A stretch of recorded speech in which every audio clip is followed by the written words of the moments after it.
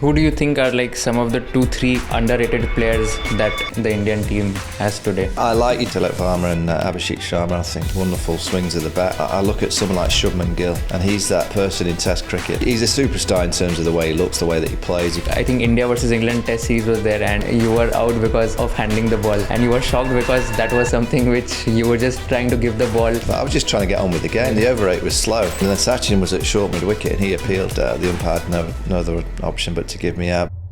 Now let's talk about Mumbai Indians. Last year they were towards the end, and this year also the IPL has started, but they've lost the first two games. What do you think is going wrong despite having the best of the players? They have a good group of players, but I think in sport it's more than having a group of players written down on a piece of paper. Mumbai, what, they won 5 titles? But when they won those titles, they were very much a collective team. Everyone delivered their roles, and Rohit was on fire. Hardik Pandya, he's often been compared to Ben Stokes as an all-rounder. What do you think are like the similarities and differences between Hardik Pandya and Ben Stokes? I think Hardik's more of an aggressor, he likes to whack it from ball one, and he's utilised down the back end more than Ben. Ben's more of a real situation player, and he can read it. As cool a mind as I've seen from an England player. What are like the sources of income that a cricketer or a commentator can earn? What is like the usual range which people can expect if they get into this profession? So India just bring probably 70% of the wealth into our game. I actually don't think the Indian players are on enough money. I think they should earn more for what the BCCI bring in. If let's say someone who's watching this, he's 17 or 18 years old right now, and he wants to become a cricketer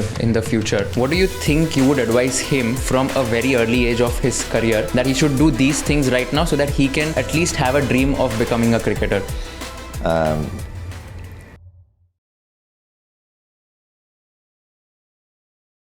video देखने से पहले मेरी एक request है आप सबसे. मैं YouTube analytics देख रहा था एंड वहाँ पर देखा कि 82.6% of my audience who is watching this content has not subscribe to the channel. अगर मैंने आपको थोड़ी सी वैल्यू प्रोवाइड की होगी एंड आपको अगर कंटेंट बहुत अच्छा लग रहा है, I request all of you to please hit the subscribe button so that we can bring you the best quality of guest and give you the maximum value possible. Thank you so much for subscribing to our channel and enjoy this entire episode of conversation with Kushal. Mr. Michael Vaughan, welcome to Conversation with Kushal. How are you doing? I'm good. Thanks for having me. It's nice to be here. Thank you very much. I'd like to share a very interesting story before we start. I have played EA Sports Cricket 07 in my earlier childhood, and I always used to choose England as a team against Australia. That's good. And I always used to select that I am going to represent you and play and hit like half centuries and centuries. I feel so nostalgic right now that I am getting a chance to host you. So thank you so much for doing that. And did England win? Yeah, they did. Did they? Yeah. The 2005 Ashes I played on EA Sports Cricket 07. And England won that, of course. And I had a milestone to make sure that England is going to win this. Otherwise, I would have lost the game. So that's a computer game, yeah? Yeah. Computer. That's a computer game where we are given milestones. And every milestone is basically like, let's say, Kevin Peterson has to hit a half century. So that is one milestone. So once you clear that milestone, then you will be able to go to the next level. Right. So that was like an amazing game. And I think most of my friends, I remember we used to play it for hours and hours every single day. So I've watched you on television. I've played your game on the social media. And today I am getting a chance to host you. So it's a dream come true for me. So you know me as a computer game. I know you as one of the best captains of England who had defeated Australia in the Ashes 2005. And of course, I've been a big fan of cricket as well. Great. So before we start, I've made a small rhyme for you. I usually do this for my guests. So here's a small rhyme for you. October 29, 1974 was when he was born. One of his favorite bowlers to face was Shane Warne. In 2005 Ashes, he had Team Australia torn. He is none other than Mr. Michael Vaughan. Thank you so much for coming. That's pretty cool. Yeah, I like that. How long did that take you to make up? Is that quick? Yeah, I think I made it yesterday. So I'm also a writer, by the way. See, Vaughan and Warne is always a good rhyme, isn't it? Yeah. It's easier to rhyme with Vaughan, actually. Yeah. So let's start off with cricketing lessons. Wanted to ask you, what has cricket taught you in general? And this sport, after playing this sport for so many years, are there any principles or lessons that you are able to apply in your day-to-day life today? Yeah, I think cricket's a great sport because I think all team sports are great. I always encourage young people to get involved in team sports. Obviously, individual sports are good as well, but I just think being involved in a team, understanding the ethics of working together, the ethics of being in a culture of a dressing room that's together, strong. You support each other. When players go through difficult times, you try and support them, vice versa. When you're going through great times, you need players to keep you humble and level. And I think in life, that's pretty much what life's all about, is that, the ethic of every day is a tough day. It's not easy. Being in a team's not easy. Trying to ultimately get to your goal, which is winning.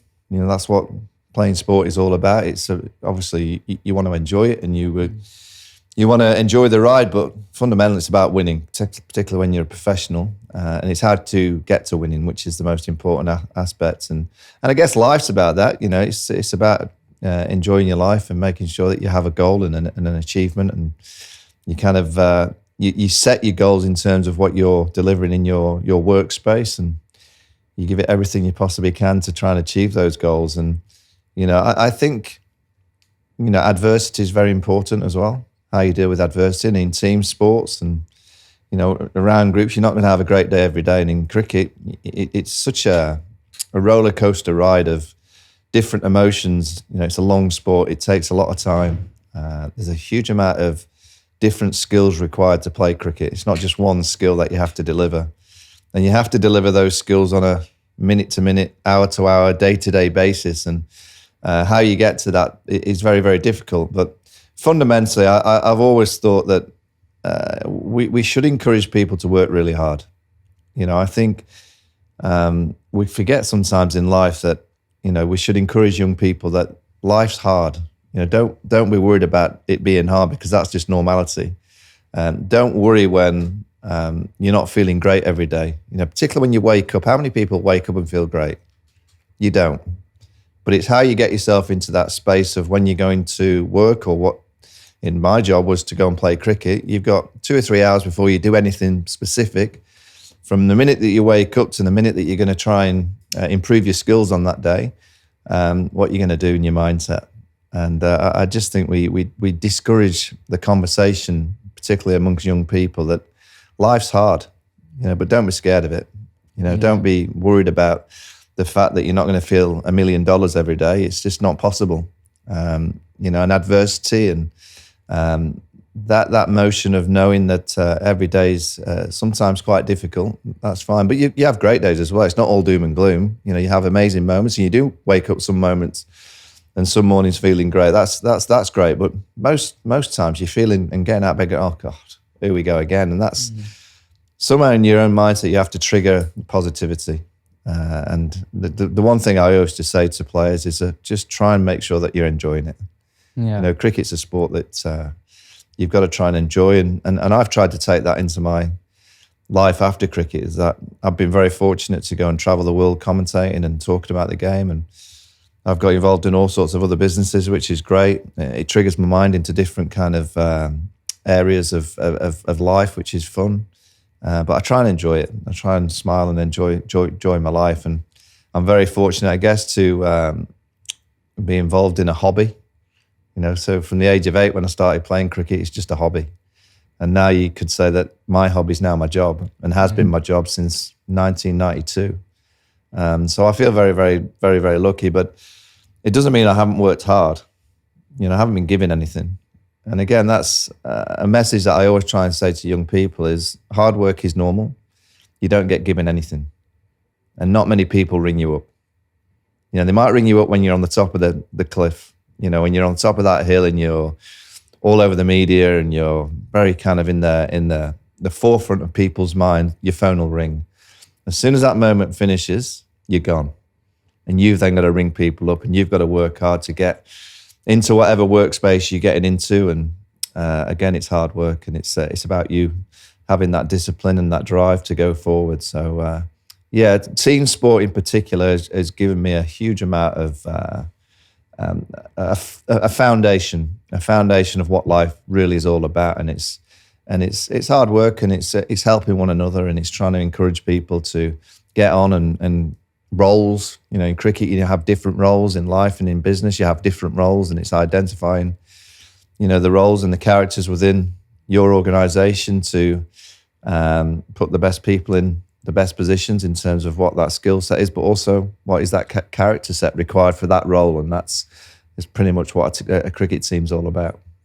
If let's say someone who's watching this, he's 17 or 18 years old right now, and he wants to become a cricketer in the future, what do you think you would advise him from a very early age of his career that he should do these things right now so that he can at least have a dream of becoming a cricketer? Like the question here is becoming a cricketer, whether it is a thing of luck, whether it is acquired by, let's say, the network that you have, or whether it is merit driven, that the more you practice, the easier are your chances. Oh, I mean, there's definitely that last comment. The harder you practice, you're obviously going to improve. I don't think, that aspect of people saying, the element of fortune and luck. Of course, you need a little bit of fortune and luck, but I'm a big believer that you get lucky by working hard.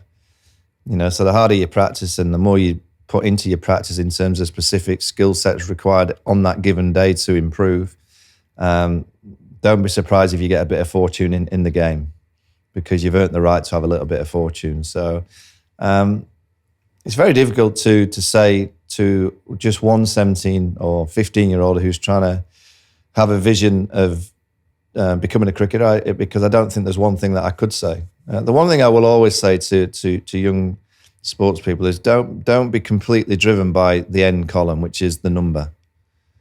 Don't be so focused. Of course, the number is very important, but there's a way to get to that number. There's a way to score 100. It's, if you just want the 100, you're getting lost in terms of how to get to 100 first. So you have to start by taking your guard. So you have to be in the present moment taking your guard. You have to be in the present moment of facing your first ball. So you're on naught. And you have to get off the mark before you get 100. And you've got to try and break down. And it's hard when you're young because everyone wants the big kind of picture early. And I think you have to try and have a focus of the processes of what gets you to that big number, or what gets you to a 5-wicket haul, or what gets you to take a flying one-handed catch, what gets you to be in a state team, what gets you to be in a national team. And it's generally process-driven. It's just the process of getting up every day, trying to understand what you're trying to achieve, trying to understand the skills that you're trying to improve upon, trying to understand that you're going to make mistakes. Making mistakes in life is normal.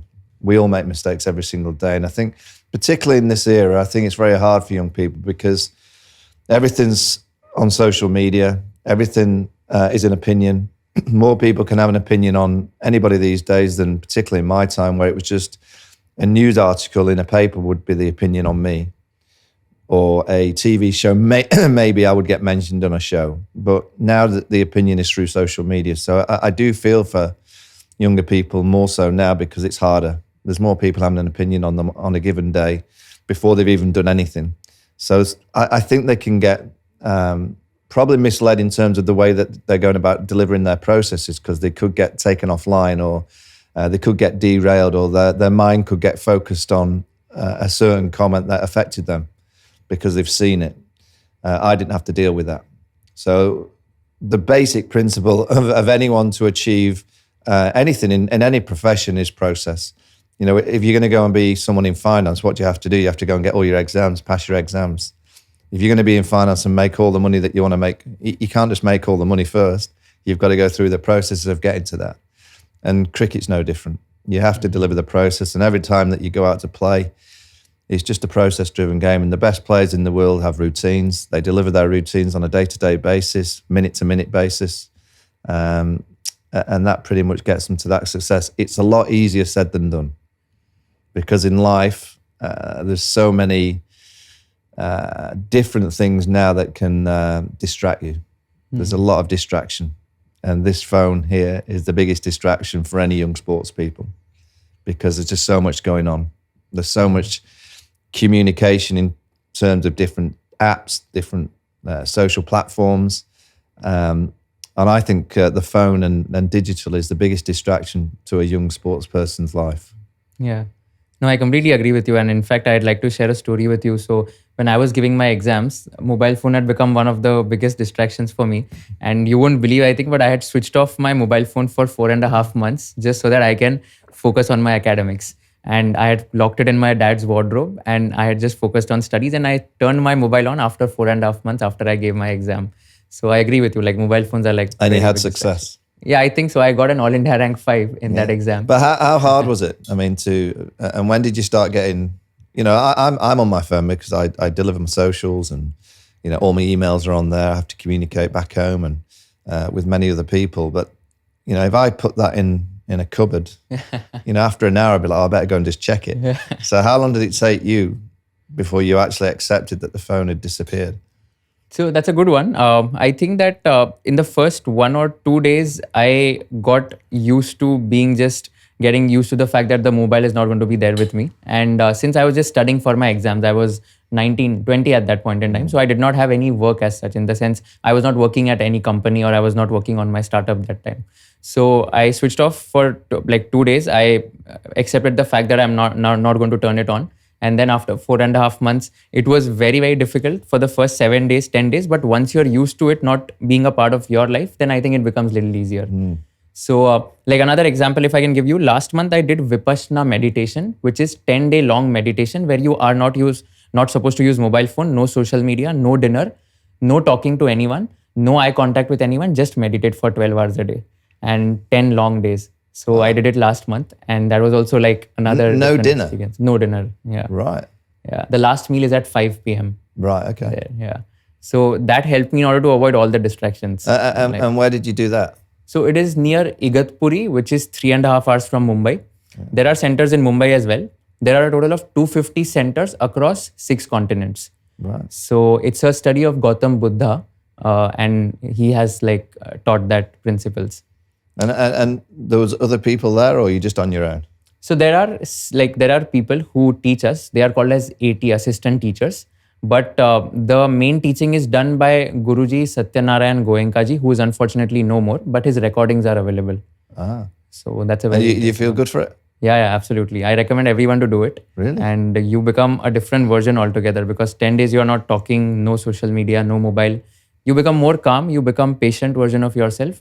And I think you don't react to any situations in general. Right. So yeah, I agree with you on the distraction front.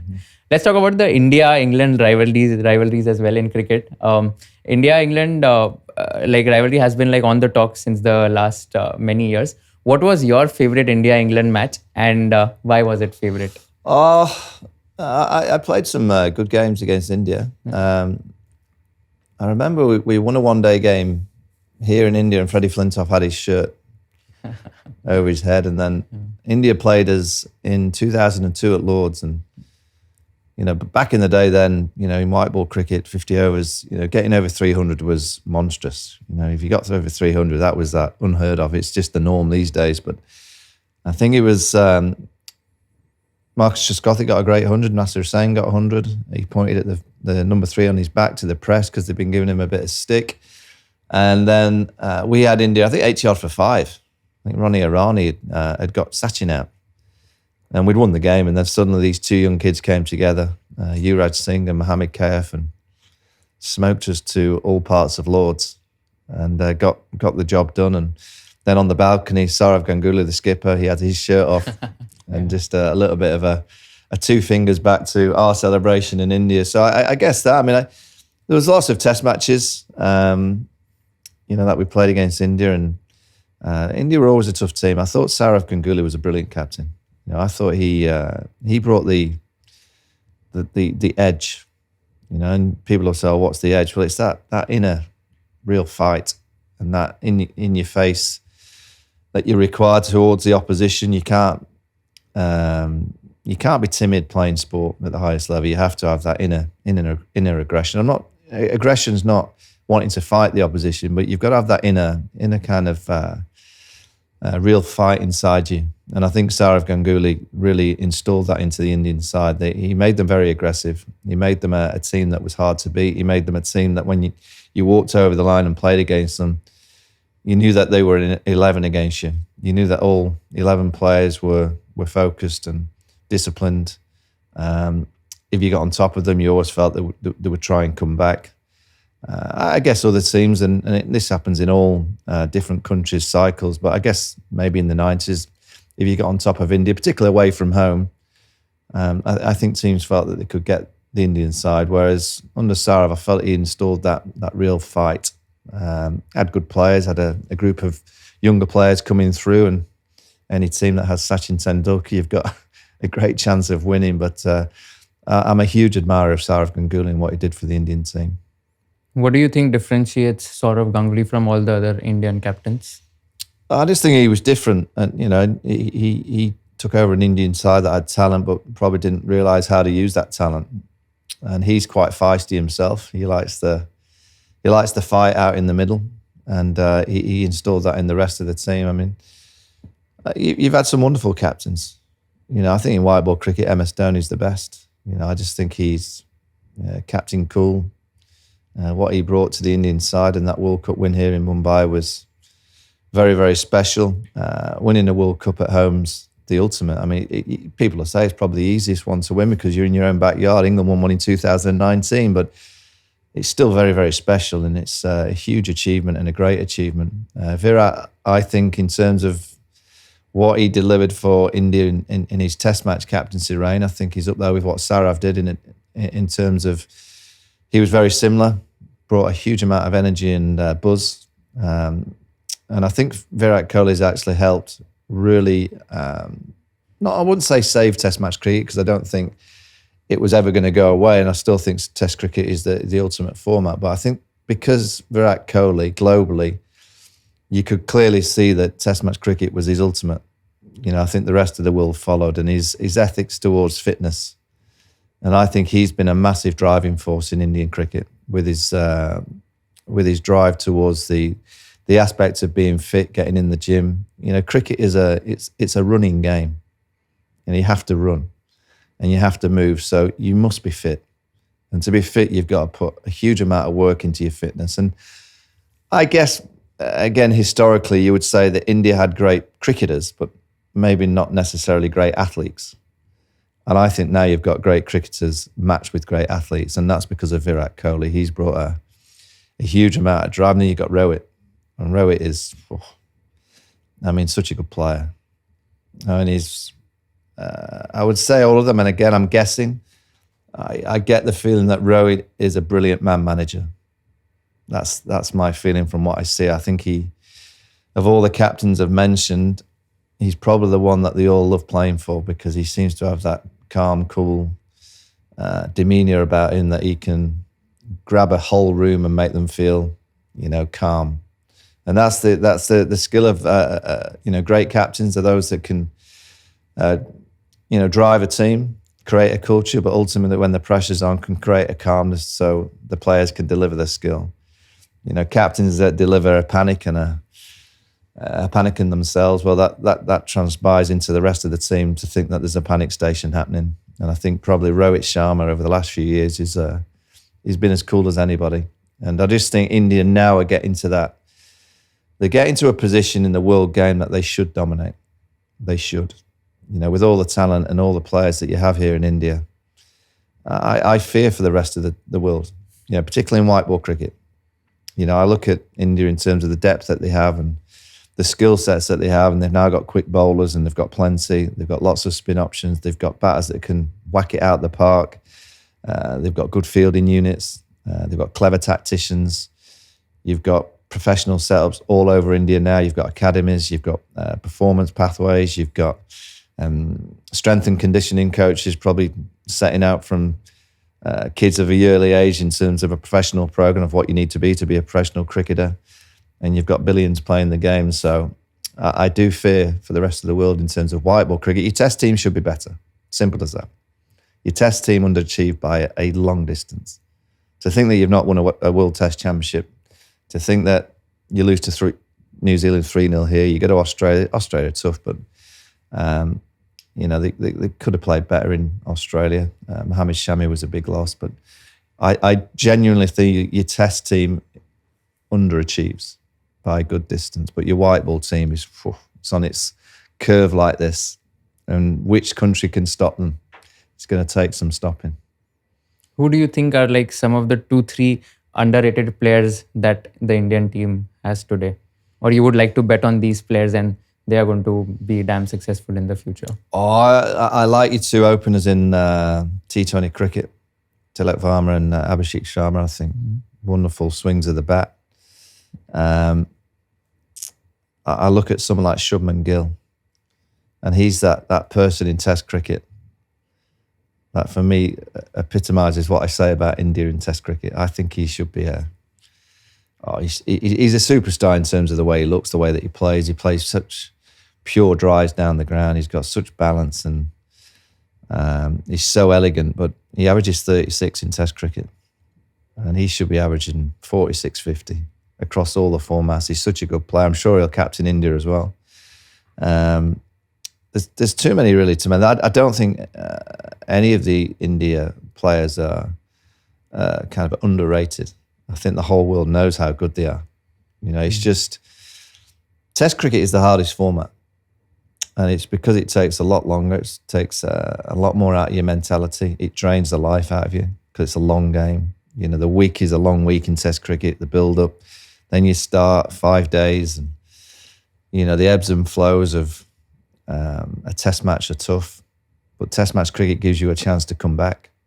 You have a bad first session or a bad first day, you can come back and you can fight back into a game and work hard. And I guess the one thing I'll say about India and the players is they play so much.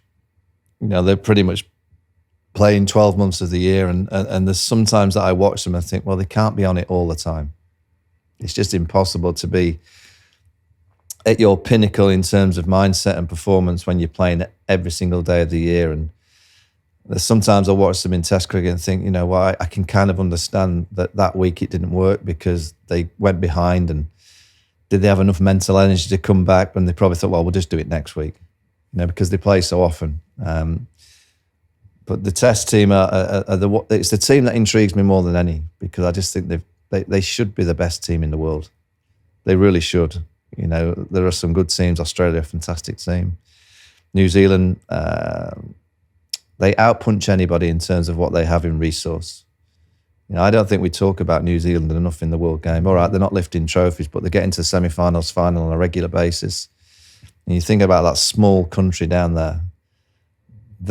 I think I saw the other day the list of wealth across the board of all the boards in the world, and New Zealand are near the bottom, if not right at the bottom. So they've got no money in comparison to what the BCCI, the ECB, the Australian Cricket Board have, but they seem to produce incredible cricketers, an incredible mindset, an incredible culture of team and togetherness, a very humble nation. Now, if you think about what New Zealand are achieving with I think it must be 100th of the personnel playing the game down in New Zealand compared to what you have in India. That's why I think India should be dominated across all the formats, because of the amount of people that you've got playing in this country. And any specific bowler you think will do? Bumrah's the best in the world by a country mile. He's the best bowler I've ever seen. And there's been some greats. I mean, Malcolm Marshall back in the day, and Richard Hadley, Glenn McGrath, Jimmy Anderson. I mean, you're talking superstars. Shane Warne with obviously the spin department with Murali. But I've just not seen a better bowler than Jasprit. His action is something that probably in the UK would have been. I'm not saying now, because I think we're different in the UK now. We understand that unorthodoxy is actually good for the game, and it gets kind of brought through. But in my time, someone like Jasprit would have been looked at, you can't bowl like that. What a strange action. Probably would have got it coached out of him. But in terms of what he can deliver with the white ball, with the red ball, his pace, his skill, his accuracy, I thought he was brilliant as captain actually in Perth. He was a natural lead. I'll be interested to see what happens in the UK if Rohit comes. Obviously, he'll captain. If Rohit doesn't come, I would think that Jasprit should captain the Indian Test series in England. But in terms of a bowler, he's the best I've ever seen. Got it. I saw one of your videos also on YouTube, which where what had happened was, like, I think India versus England Test series was there, and through just unfortunately, like, you handled the ball and then you were out because of handling the ball, and you were shocked because that was something which you were just trying to give the ball to the other player. So how was your reaction, and what had happened that time? That was in Bangalore. I was playing great as well. I was on 60 odd as a young player. I kind of went to sweep and it kind of spun. And I get it, but I was just trying to get on with the game. The over rate was slow. So I wanted the game to get moving forward. And then Sachin was at short mid wicket and he appealed. And as soon as he appealed, the umpire had no other option but to give me out. But I was well on my way to beating Brian Lara's record as well. I was playing so well. I was only on 60 odd, but I felt 375 at that stage was on cue. I thought I was close to getting to that, so missed out on the record on that day. And at that time, I think there was no review system, and you could. No, I was out. There was no doubt the fact. I don't think it was going back onto my stumps. I generally don't. I think it was kind of spinning away, but people have said it was spinning back onto my stumps. But I was quite kind of renowned back in that time of being a bit dozy and a bit dopey at times, and I guess that proves the point. Got it. Let's also spend some time on the IPL thing. You have been an IPL commentator for years, and you also have tweeted your predictions of this IPL, last IPL, etc. My question here is that now let's talk about a specific team, which is like Mumbai Indians, which has the best of the best players as well. But last year they were towards the end, and this year also the IPL has started, but they've lost both the games, the first two games.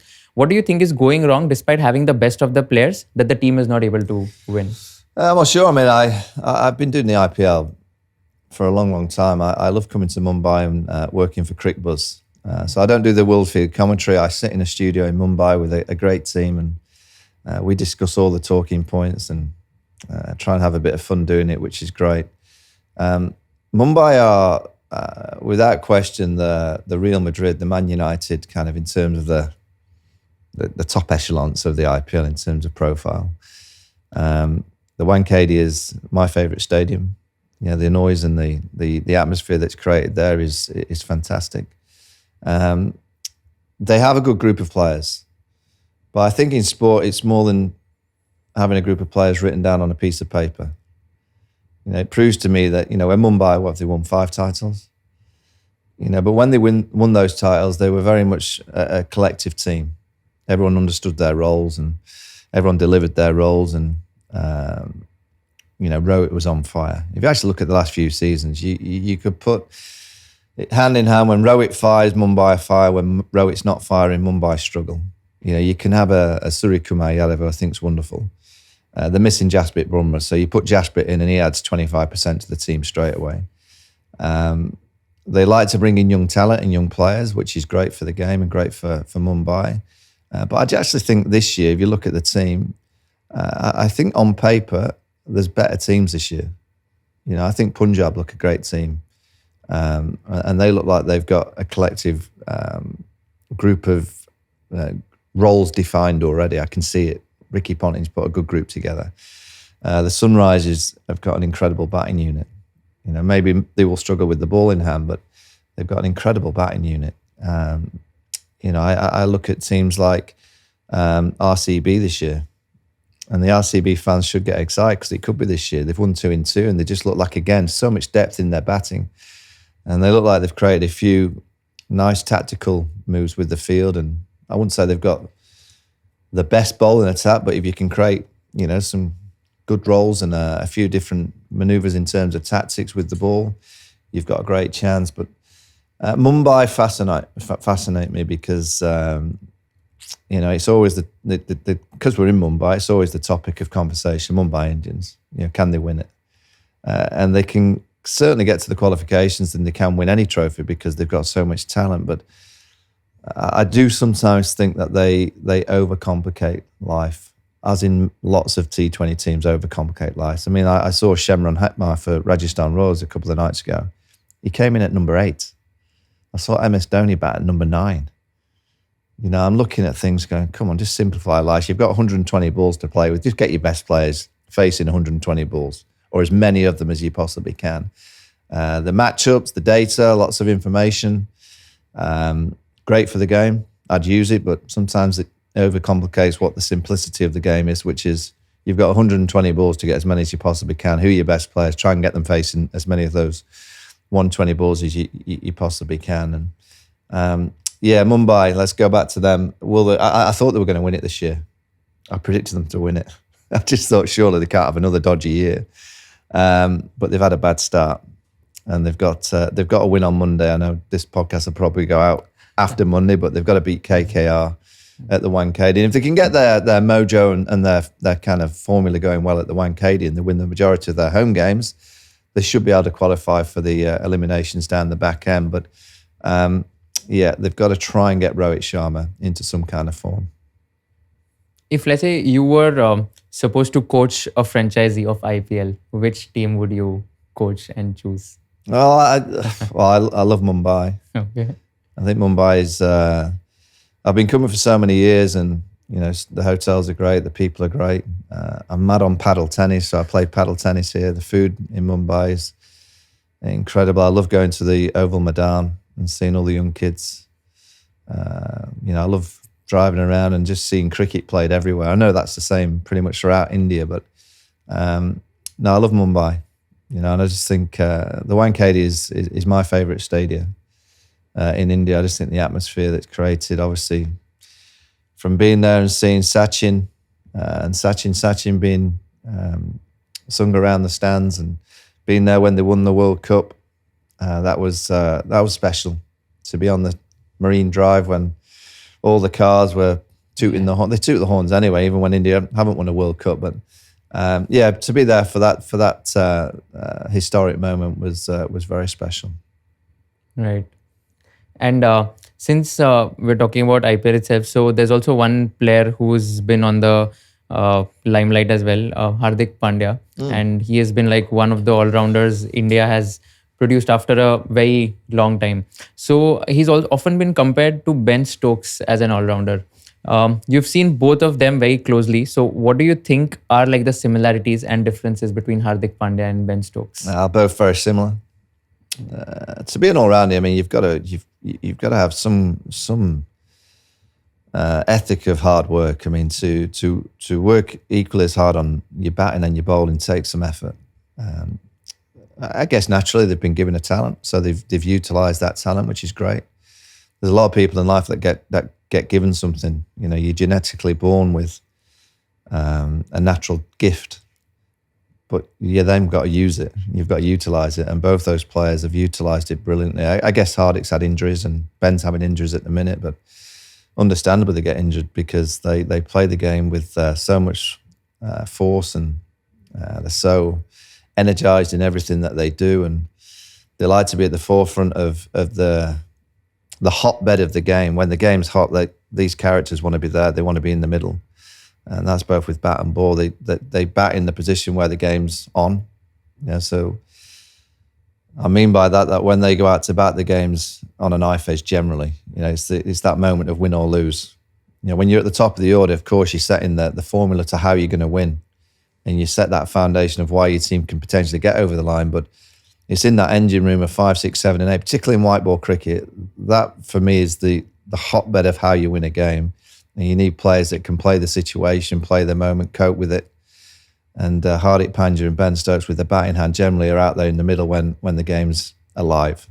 And they know how to deal with it better than most. I think Ben's a different style of player. I think Hardik's more of an aggressor. He likes to whack it from ball one, and he's utilised down the back end more than Ben. Ben's more of a real situation player, and he can read it. And he's got as cool a mind as I've seen from an England player out in the middle of the World Cup final in 19. T20 World Cup in Melbourne, he got England over the line against Pakistan. That innings that he played against Australia at Headingley in the Ashes was something I've never ever seen before. It was just remarkable. And I think in terms of their ability to get people on the edge of their seats, that's what sport's about. You need sports people that we as fans, as soon as players go on the screen or go out into the middle, you're kind of watching closely because you know something's going to happen. And I'm intrigued by Hardik as a captain. I mean, he did well at Gujarat, but I'm intrigued to see how he copes with this Mumbai pressure because last year wasn't good.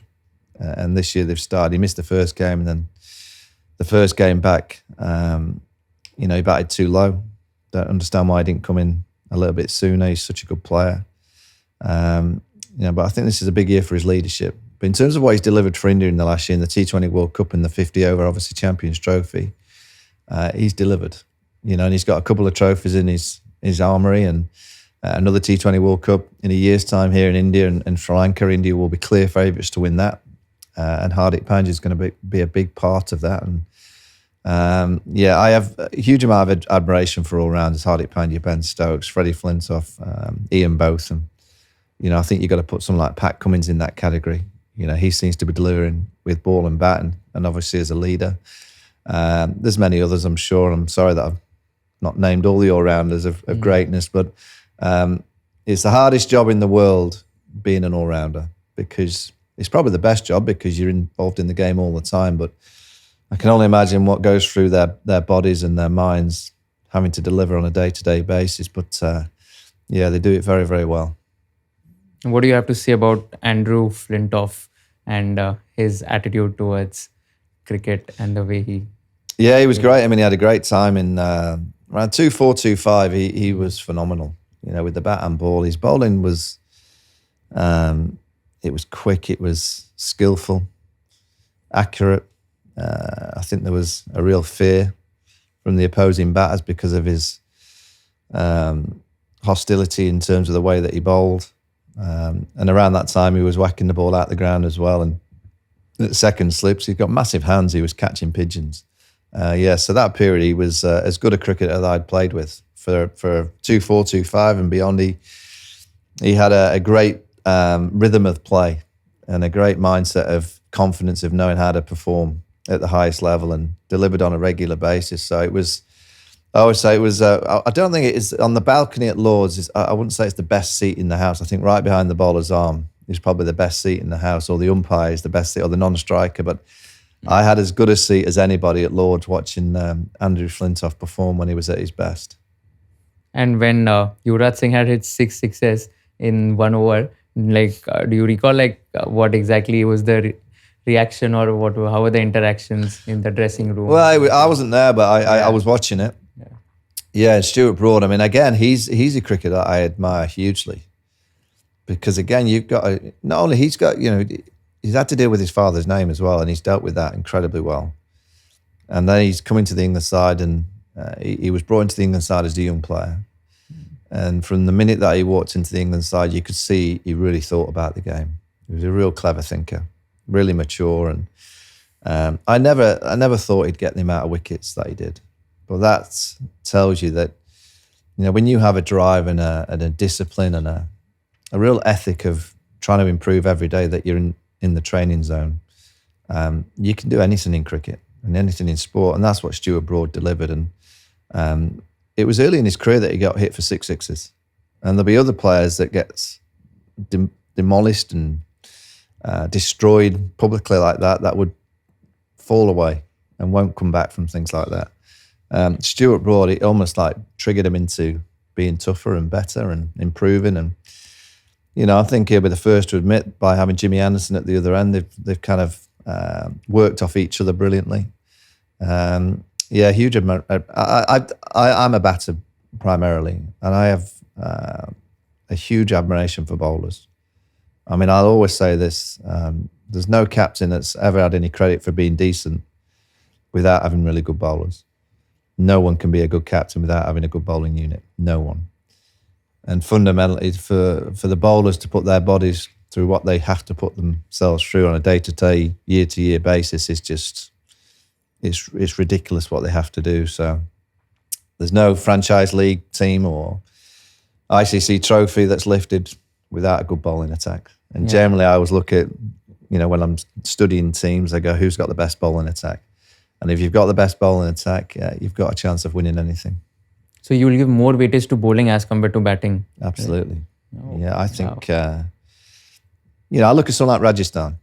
So this year, Rajasthan, I looked at them last year and they did pretty well. They started great and they kind of folded down the back end. Now, I'm a big believer in sport. When things work, so if you've got a team and things are working within your team, and then obviously an auction comes about, you've got to try and keep the core of what worked together. And last year, Rajasthan had a wonderful bowling attack. They had Ashwin, Chahal, Trent Boult. None of those three are with Rajasthan anymore. I know auctions are difficult and you can't always keep who you want. And I think Ashwin wanted to go back to Chennai. But fundamentally, Chahal and Trent Boult. And then their batting unit one of the rocks of the IPL in the last few years has been Jos Buttler. And Jos Buttler left or was given the opportunity in the auction to disappear from Rajasthan. Surely Rajasthan would keep Jos Buttler. They'd keep Chahal. They'd keep Trent Bolt. There's 3 senior pros that are going to play every single game. You know they're going to be rock solid. Great people in the dressing room. So I'm surprised Rajasthan, who had a great bowling attack last year, they don't look like they've got anything near that great bowling attack this year. And for that reason, I think they're going to struggle. And they have started poorly. They've struggled. And I think if you've got an opportunity to put together a really good, skillful bowling attack for the wickets that you're playing in India, that'd be my forefront when I'm putting together an IPL team. I'll ask you a trick question. What do you enjoy more, being a commentator or playing cricket when you were playing? Oh, I love playing when I was fit and able and playing nicely. But it's hard. I mean, being a cricketer is really tough. But it's great. It's fun and travel the world. I look at the countries that I got the opportunity to go to in the 90s when I was a young player. Sri Lanka, India. Came to India quite a lot in the 90s because I went with the under-19s. I came with the A side. Then I went to Sri Lanka with the under-19s. And I seemed to be in the subcontinent a lot in the 90s, which was great fun. I just think in terms of what cricket brings, it brings that kind of independency that you need to have, because you're very rarely at home. And you've got to be so used to getting on a plane, staying in a hotel, living out of a suitcase. That's your life as a cricketer. And now I'm very fortunate to spend a lot of time in India, Australia, working for Fox Sports. I absolutely adore it. And back home with the BBC in the English summer. But I generally love being in Australia. It's an incredible part of the world, and their mindset towards sport and their culture towards sport is so hot. It's so in the news every day when you're there. Cricket is the number one talking point. The India Australia series that's just been was as big as I've ever been involved in terms of the numbers. India bring a huge amount of support and a huge amount of media attention, which is great for the game. And the series was great to follow. So yeah, I do enjoy going down to Australia. I just feel very lucky that I've been involved in cricket since 1991, and 34 years later, I can still say that cricket's my job, which is madness.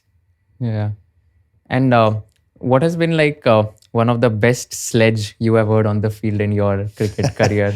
Oh, there's been. I remember when Freddie said to Tino Best about mind the windows, and next ball he was stumped. Okay. Shane Warne was great. I'm not saying to you the batter that he said it to, but I remember a player taking his guard in a big pressurised Ashes Test match. This player had not been scoring too many runs, and he took his guard, and Warney from seconds slip shouted to him, "Oh mate, you've got some shit at the end of your bat." And this player looked at the toe end of his bat. He went, "No, not that end, mate. The other end." Oh. So that was. I think Shane used that to any player that he felt was just a little bit timid or a little bit nervous. I think cricket is one of those sports where the little bit of banter out in the middle is what makes it sometimes. That a lot of the after dinner stories that you hear of many comments, I'm not too sure whether a lot of them happen, but cricket's a team sport played by individuals, and people forget that. I talk about the collective and the ethics of team and the ethics of making sure that everyone's as one, but fundamentally it's an individual sport, because it's only you that can deliver that skill. At that moment, you can only face that one ball, you can only bowl that one ball, you can only take that catch yourself. It's not like football. It's not really like football at all, where I guess a striker, you could say a bowler needs a slip fielder to take the catch, but a striker in football is dependent on the winger or the midfielder crossing the ball, so you do require, but in cricket it's you. It's you just delivering that piece of skill, and you're not really dependent on much, particularly when you bat. When you bat, it's just you facing that ball. It's a lonely space. Yeah. But the best players in the world like it.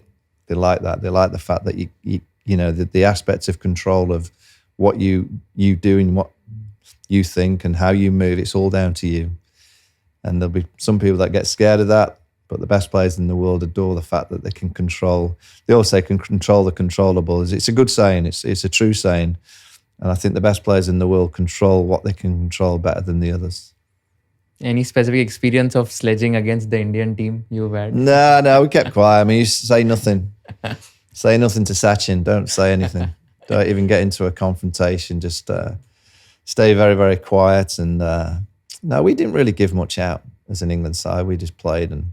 No, but the other way around, like, did the Indian team sometimes? No, not really. I mean, there was lots of chat and Okay. I guess a little bit of, particularly when the spinners are on and there's men around the bat, they're trying to probe your mind into how you play spin. That's pretty much the battle. It's a different battle now against India because you've got so many good quick bowlers. But I guess back in my time, it was how you faced Harbhajan, how you faced Anil Kumble. How you cope with, I guess, Zaire Khan, who was a wonderful bowler, brilliant left armour. But once you're over Zaire Khan and a bit of Ajika Garkar, a bit of Sreesanth, it was all about how you face Harbhajan and Anil Kumble. If you could cope with that, you had a chance of scoring a few runs. And before, like, let's say you actually go on the field, just wanted to understand, because we don't know what happens like in the dressing room or one day before the exact match day. So how are the conversations different in dressing rooms or before the actual match day? What happens one day prior? Do you practice rigorously even a day prior, or how does that happen? No, generally 2 days before. So if the test match starts on a Thursday, Tuesday's a really hard practice day where we would call Tuesday coaches day. So whatever the coaches wanted the team to do, we would have to do. So, it'd be down to you as a batter how long you wanted to bat it for. But the coaches would drive the fielding sessions and they'd deliver certain angles on the bowling machine. If there were specific angle changes in terms of someone like Makhaya Nintini was a different angle. So we'd have the bowling machine set up for Nintini's angle. There's these Merlin spin machines these days. So that would be set up for the spinners that we're facing that week. And then Wednesday, it was just down to you. Whatever you wanted as an individual, whether it was to hit loads of balls, catch loads of balls, bowl loads of balls, do nothing at all, that's fine. You've just got to make sure you get yourself in your own mindset for the start on Thursday. And, the aspect of the whole team would be that the coaches would run the practice. And I would always take over as the captain on the Thursday. I'd give a speech maybe on a Tuesday night. There would be a tactical meeting with all the team in my day. It doesn't happen now, I don't think. I think there's more specific meetings for batters, bowlers, different individuals now. But in my time, Tuesday was the meeting day, and you'd go through. It might have been, it might have been Wednesday, but you'd always go through the tactical side of who you were facing that week, and the coach would maybe show a few clips of the players that we're up against and try and give an indication of where we'd be bowling to certain players and how we should face certain players. And then I would deliver something, announce the team, or say we can't quite give the team until the morning of the match. You try and get the team out there as quick as you possibly could to give the players the indication that they were going to be playing or not playing that week. I always felt that was the hardest thing when you didn't know what the team was until the morning because of the conditions or the pitch. I didn't like that because you want the players to know. You want them to be very clear on what they're going to be doing that week. And then it's quite a relaxed atmosphere. It's not as intense as people think. It probably looks more intense from the outside, and people probably get more worried as a fan because the emotions of being a fan. But once you're in the team or in the setup, it's very relaxed, and you want players to go out there and express themselves. And my big belief was playing for England sometimes could have been quite difficult because of the pressure, and the pressure from yourself, the pressure from the media, the pressure from the fans. My philosophy as a captain was trying to remove all that pressure and just let the players play, let them go out and enjoy it. And I used to always say, remember, you're in a band, try and be the lead singer, try and get on the stage and be the lead singer and entertain. If you've got the chance to entertain. But you've got to earn the right. You have to earn the right to entertain. And that's why I look at the way that England play this Bazball and this ultra aggressive game. And it's best, it's great, I love it. And I'd rather a cricket team look to play that way than the negative way or the defensive way. But there comes a time where you have to earn the right to be really aggressive. Don't try and be really aggressive from the get-go against quality, because the quality, particularly in bowling, in terms of the likes of Cummins, Hazelwood, Stark, Bumrah, Shami and co, if you go after them too early with the new ball, I think they're quite like that. You've got to earn the right, and once you've earned the right, go on, get on that stage and be the lead singer, and take the opposition on and try and get the game going forward as quick as possible. And I love that style of cricket, but I like that style of cricket once you've earned the right to get to that. So you said that you used to give a speech on a Tuesday night. Tuesday or a Wednesday, yeah. Yeah, Tuesday or Wednesday. So can you give an example how you used to give that speech, what you used to say and motivate? Let's say I am a player and you have to motivate me. I've never planned for anything. Okay. So I was very instinctive. I'm an instinctive kind of individual. I don't like planning too much. I like just getting up and just going with the flow. Same in commentary. I never plan for what I'm going to say. Same in punditry. I'm never sure what I'm going to say. I just kind of react. I look at numbers. I look at information. Of course, I want to know who the players are, but I just want to watch the telly or watch the game and react. And I was very similar as a captain. I was very similar out in the middle. I just wanted to react to the game. I didn't know what the pitch was going to do. I didn't know what the ball was going to do. I didn't know how our bowlers were going to bowl. So I wanted to just react and just see. Yes, I'd have information from the coaches and we'd talk about certain fields to certain players, but fundamentally, the game might be different when you're in the middle to what you've talked about. So don't just do what you talked about, because the situation might be different, the pitch might be different, conditions might change. So you've got to be able to adapt. And same when I made a speech, I would very much always try and be positive and try and make the player feel that they were the best players in the world. And I would never, ever talk up the opposition, ever. Oh, wow. I always believed that we could win. Because it's 11 versus 11, and I had good players in my side. And as much as you're playing against Warne, McGrath, Ponting, Gilchrist, they're only human beings. And at times I said things to the team, which fundamentally in my mind, I thought, I'm not so sure I believe it myself, but I was just trying to always trigger that belief of confidence in a group of players that they could do what was required to win. And when you're playing against real quality, I don't think you can beat quality by being safe. I look at it in all sport. If you're going to beat the best teams and try and beat them by just being safe, I'm not saying that you have to be ultra aggressive and ultra risky. That's not what I'm saying, but you have to play aggressive and you have to be willing to take risks. And to play against the better sides, it's the ability of the side to know when the risk is worth taking. You're up against Shane Warne and you've got to be able to score off him. Can't just let him bowl over after over after over without scoring off him. Glenn McGrath's a perfect example. Glenn McGrath, if you allow him to, he'll bowl 6 overs, he'll go for 8 runs and guarantees he's going to get at least 1 wicket. Now, if he does that 3 or 4 times a day, he's got 4 for 30, 4 for 40, and you're knackered. I'd rather him get 2 for 35 off 6 overs, because at least you'd look to score off him. But it's the ability of the player to know which ball to score off and which ball to attack. And that's the freedom I used to give the players. Look, if you feel that you can attack and take on a player, go for it, as long as you buy into it yourself.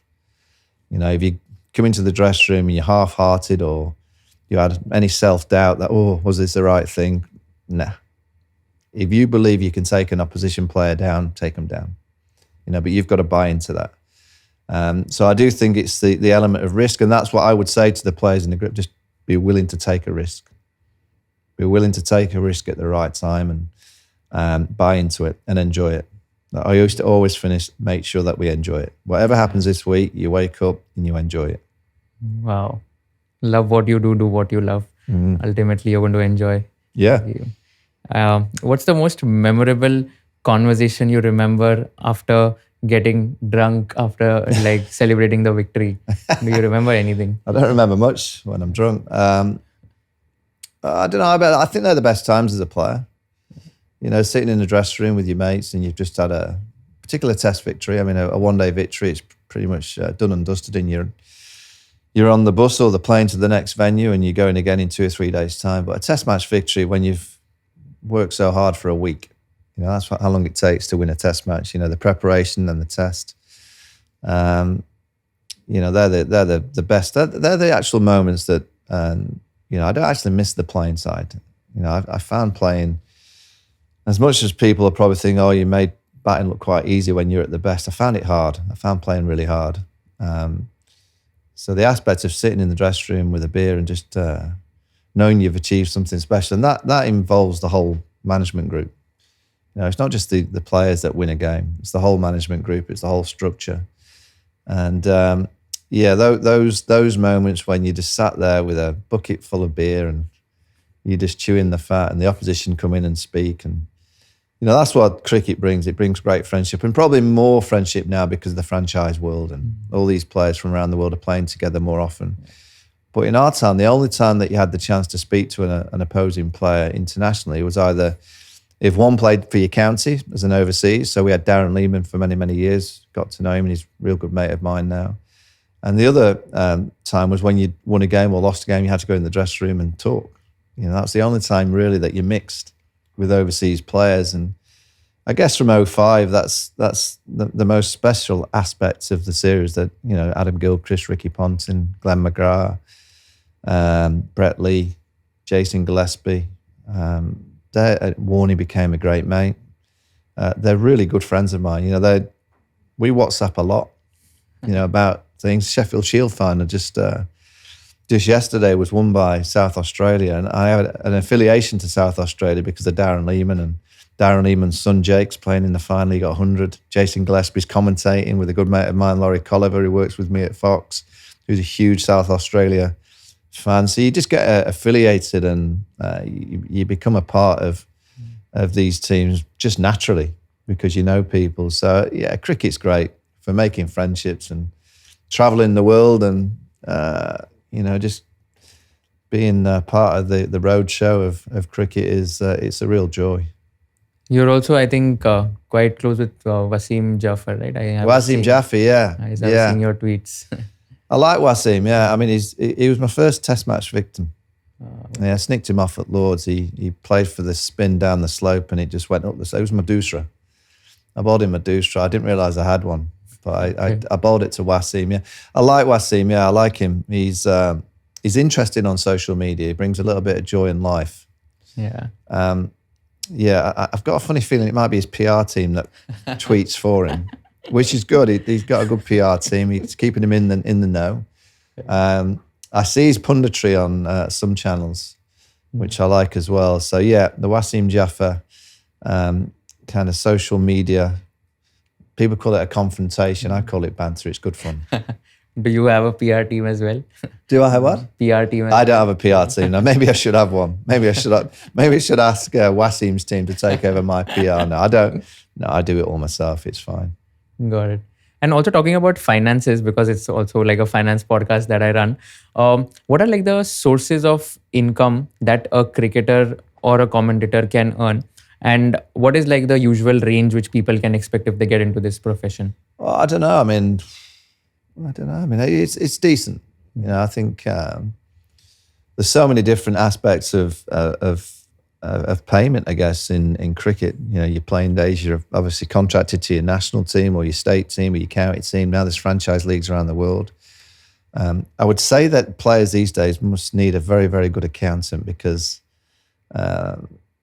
similar to me, you're earning, Aussie dollars, US dollars, English pounds. You've got to bring it all together.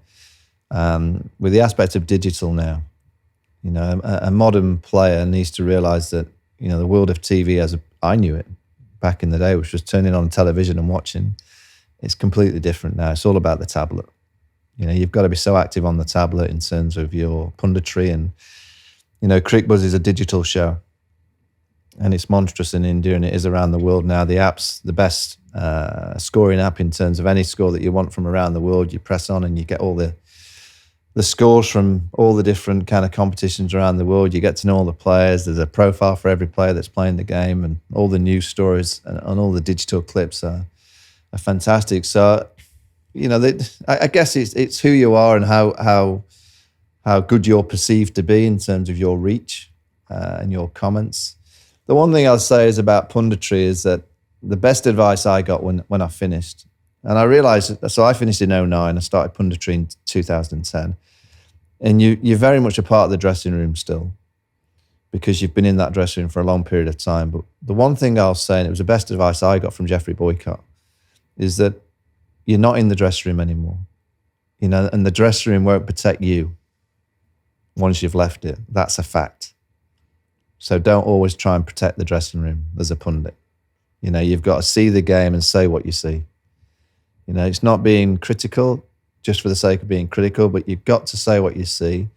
And it's not what the team want you to say, it's about what you want to say. So, for instance, now with the England white ball captaincy, you hear so many, it could be Ben Stokes, it could be Harry Brook, it could be Sam Curran, it could be Ben Duckett. If you're a pundit, your job is to say who you think should be the white ball captain, not what the England team might do or what another journalist might do. What do you think is the right thing for English cricket to move forward, and who should be the white ball captain? And if you get asked that question, you should give a strong answer or a very straight answer of who you believe should be the white ball captain. And I got taught that kind of messaging from the best. And I think Geoffrey Boycott, over the course of, if you go back 40 years, Ian Chappell, Geoffrey Boycott, I think Shane Warne was up there. As pundits, you always knew where they stood. And you might not always agree with them. And there might be times where you go, ooh, that's a bit harsh. But at least you knew where you stood. And I think I look at all sport. I love Roy Keane in football. I just love his punditry. You know where he stands. You know what he's saying. You know exactly from the minute that he goes on television. The mood he's in as well, which I like. You can see when he's angry, and I like him when he's angry. He comes out with more statements, which is great. But that's what punditry is all about. And also remember, it's an entertainment show. We're there to entertain. Right. Don't be so straight. Don't play the straight bat all the time. Right. And when these contracts are signed between, let's say, a cricketer and a franchise or the cricket associations, are there any unusual or some weird clauses that are there which we are not aware of? Or you think that this clause was something which was very new to you when you had signed that, something of that sort? Not. I mean, the franchise world, I'm not too sure about. I'm sure there are clauses in the IPL contracts about the amount of games you play, or I'm sure you don't get the same amount as money if you're not playing. There'll be some written clause. And I look at the IPL contract, I think they're all in favour of the franchise. I actually look at Indian cricket. Okay. And the Indian players earn a huge amount of money. I don't think they earn enough. Because if you look about what the BCCI bring in per annum, in terms of what the players earn, in comparison to the other countries, which is a percentage of the revenue. So I think Australia's about 27% of the revenue goes towards the players. Okay. I think only 8% of the BCCI revenue goes towards the players. So if they got 27% like Australia, they'd be on a huge amount of money. And people say, oh, come on, they earn millions and millions, which they do, but it doesn't mean that they're paid right. Other sports people, you look at Ronaldo, you look at Mbappe, you look at the NBA players, you look at the NFL players, they're earning millions and millions. And I think if your sport and your country, BCCI, are bringing so much money in, which they are, they're the hotbed of our game is where the BCCI bring in so much money to the game, and the ICC depend upon Indian companies generally. So India just bring the probably 70% of the wealth into our game. I actually don't think the Indian players are on enough money. I think they should earn more for what the BCCI bring in. No, got it. And do you think that this should be an advice to, let's say, someone at BCCI to increase the percentage share, or how should I don't know what happens in India. And again, the Indian players, they'll be delighted with what they earn and what they get from the franchise and the commerciality. But commercials aren't your day-to-day contract. You get commercials because you do something right on the pitch. Yeah. Fundamentally, you should get paid exactly what you're worth in terms of the revenue that your board create. And I don't know if they have a professional cricket association here in India, but I'd be more than willing to help them set it up. Yeah. Because I do think that they could and they should. And, you're only here for a short time. So I think, what I had read was that BCCI standpoint was that Indian players are making good money from the brand sponsorships and the commercial advertisements, and that's why they are sharing a lesser revenue, is what their standpoint is. Yeah, and that's a fair standpoint. But they get the commercial deals because of what they do on the field. They don't get them before that. You have to go and score 100. You have to get fifers. You have to win things. You have to be a character. You have to be marketable, and that comes from being on the pitch. The BCCI, I dread to think how much they've got in the accounts, but they've got a lot. Right. I'll say it again. I just think, in terms of the percentage that they get from the revenue that they achieve, I don't think the Indian players earn anywhere near what they should do. And I think, you look at New Zealand. I mean, New Zealand players' contracts is probably the lowest, maybe with Bangladesh, Sri Lanka. I'm not too sure what they earn, but in terms of what New Zealand cricket bring in terms of the revenue, they're probably on a lot higher percentage. I just believe that you should get the same percentage globally. Yeah. The ECB should be giving the England players 27%. If it is 20%, it might be 29%. I'm not too sure what it is, but whatever Australia has negotiated in New Zealand, it's the percentage that all cricket associations, in terms of the players' associations, should try and achieve. And just because one country earns so much more money, and that money would be ridiculously high, it doesn't mean that they shouldn't still get it. That's what they've achieved. That's what the game is. It's just, I just think, they earn a lot, but they can earn a lot more. Yeah. No, that's a very fair and interesting point. One last question from my side. Again, a tricky one. If you were in the shoes of Kushal and if you were interviewing Mr. Michael Vaughan, what is one question you would like to ask him towards the end of the interview? Oh, what good. Why am I so into paddle tennis? And why paddle tennis? I tell you why. I got into paddle tennis a few years ago, and I played this game and I thought, this is great. It's like mini tennis mixed in with squash. And I was away on a holiday, and I put a tweet out about paddle tennis in Cheshire, where I live. And then I was approached by a lot of companies, because paddle back in 2021, I think it was, no one was playing paddle in the UK. There was very few courts, and I could just see that there was a market, that this game was going to be huge. So I met someone, and about a few months later, we've invested in a paddle club in the UK, which is going nicely. But there's more to it than just the investment and potentially making a few quid. It's the game in general. It's so diverse, and it's so it's not easy to play, but it's easier than tennis, because tennis is an overarm serve, and that's at the start of a tennis match is the hardest skill to deliver. The start of a paddle match is an underarm serve, so anyone can play. So I play with my 14-year-old daughter, anywhere up to someone who's 75. And you have a great game, and you have a great social, and it's brought communities together, and it's given people who necessarily weren't interested in being active. I'm a big believer that across the world, and particularly in the UK, we've become a lazy nation in terms of being honest and open with people about how to stay fit. And the only way you stay fit is by being active and move. Get off your arse and move. Simple. We have a huge obesity problem in the UK, as I'm sure many other parts of the world do, but we don't seem to be willing to accept that you're allowed to stay straight. Look, you are allowed to get out there and move. And I think paddle tennis has brought, because to be honest, going to a gym every morning, it's quite dull. It is. I go spinning, and I do bits of yoga and stuff like that, the odd weight session. And I've been a professional sports person, and I still find it a bit of a chore. So I can completely understand that there are people out there that just go, I'm sorry, I can't do that. I get it. But paddle tennis has actually brought a joy for the element of getting off your arse and doing something and being fitter. And it's sport.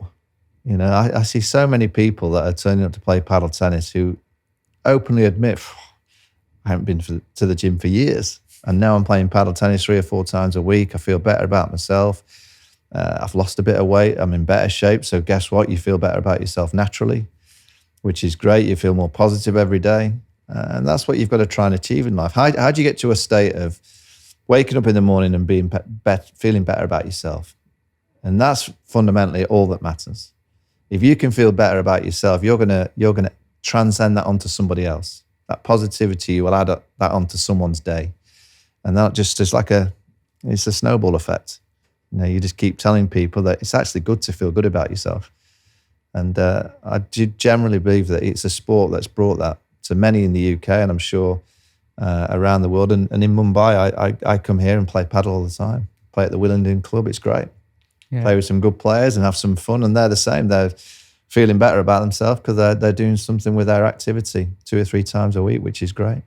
There's also a similar sport called pickleball, which is Pickle's good, yeah. Yeah, which is also You play been pickle, trending. yeah? Yeah, I do play pickleball. Yeah. I am about to try paddle as well. I've heard they're similar, but yeah, let's see. Yeah. But pickleball is picking up, and a lot of communities have been formed after pickleball has. I think there's a taken pickleball league here in Mumbai, is there? Or in India, certainly. There was a pickleball league that was on television Oh, okay. in January.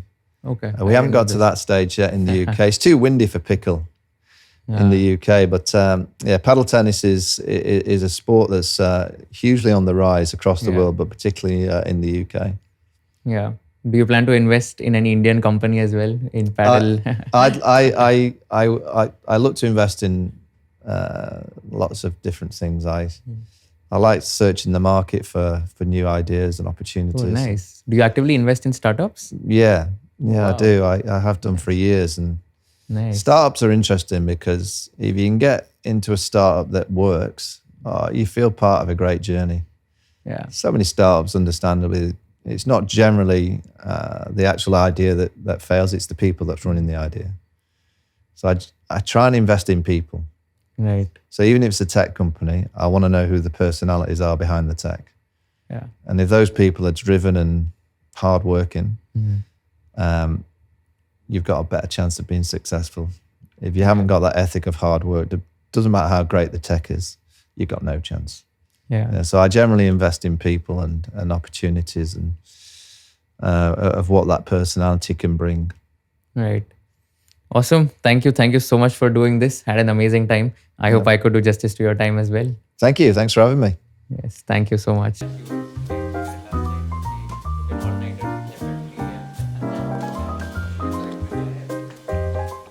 अगर आपको ये video पसंद आया होगा तो I request you to share it with all your friends and subscribe to our channel so that we can give you more value additive content in the shortest amount of time. हमको ये बताइए कि आपको कौन से kind of guest चाहिए. हमको ये बताइए कि कौन से क्वेश्चंस मुझे नहीं पूछने चाहिए थे, कौन से क्वेश्चंस मुझे और पूछने चाहिए थे ताकि आपको और ज़्यादा वैल्यू मिल सके, और कौन से ऐसे पार्ट्स हैं जो आपको बिल्कुल पसंद नहीं आए ताकि हम लोग ये पार्ट स्ट्रीम कर सके फ्यूचर एपिसोड्स में. So thank you so much once again for watching this episode and keep sharing all our episodes with your friends and keep giving us feedback so that we can improve and come up with better quality content.